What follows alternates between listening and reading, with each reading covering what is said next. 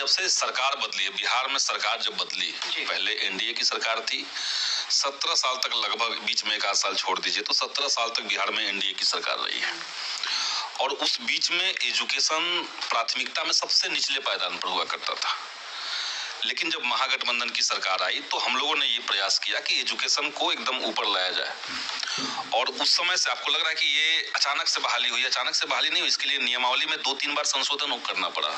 तो नियमावली तैयार करना, उसका ड्राफ्ट दिखाना लोगों को, उसमें संशोधन करना, ये सब प्रोसेस करते करते यहाँ तक आया कि चूंकि समय कम है, आप समझ लीजिए कि जब तक शिक्षक बहाल नहीं है तब तक बिहार के करोड़ों बच्चे हैं जो बगैर टीचर के स्कूलों में जाकर के पढ़ाई कर रहे हैं।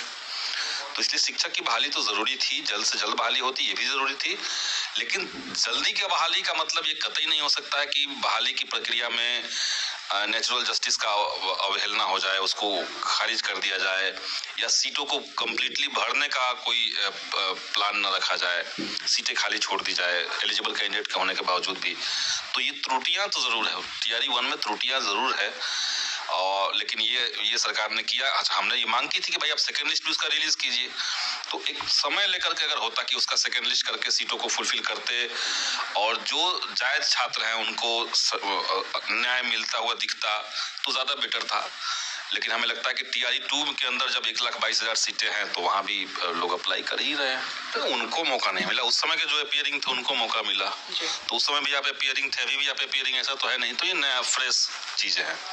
देखिए, हम खुद ही चाहते हैं कि सीटेट अपीयरिंग को मौका मिले, और मौका इसलिए मिले ताकि जब प्रतियोगिता में ज्यादा संख्या में छात्र आएंगे तो जो रिजल्ट होगा उसमें क्वालिटी का इजाफा होगा, कट ऑफ ज्यादा जाएगा, तो ज्यादा संख्या में इसलिए लोग आएंगे तो कोई दिक्कत नहीं है। लेकिन सरकार, ये मांग मैंने विधानसभा में भी उठाई और मैंने माननीय मंत्री जी से मुलाकात करके बात भी की इस मसले पे। लेकिन मामला कहाँ फंसा हुआ है? मामला ये फंसा हुआ है कि सीटेट का जो परीक्षा होना है वो फरवरी में उसका रिजल्ट आएगा, लेकिन जो टीआरई 2 होना है वो दिसंबर में ही कंप्लीट होना है। अब शिक्षा विभाग का तर्क है कि अगर अपीयरिंग को हम लेते हैं तो हमारा पूरा जो प्रोसेस है वो 2 महीने और डिले हो जाएगा, और उसमें कई सारी विसंगतियां आ जाएंगी, कॉम्प्लिकेशन आ जाएगा। इसके चलते बिहार सरकार ने पॉलिसी बनाई है, बीपीएससी और शिक्षा विभाग ने मिलकर के ये पॉलिसी बनाई है कि अब हर साल अगस्त के महीने में शिक्षक की बहाली होगी बीपीएससी के माध्यम से।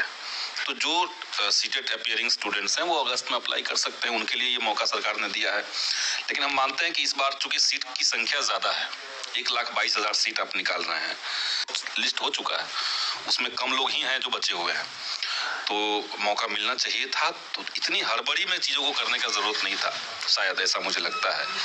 लेकिन सच में एक क्राइसिस तो है कि स्कूलों के अंदर टीचर्स नहीं है, तो जल्दी से जल्द सरकार भरना चाहेगी भी।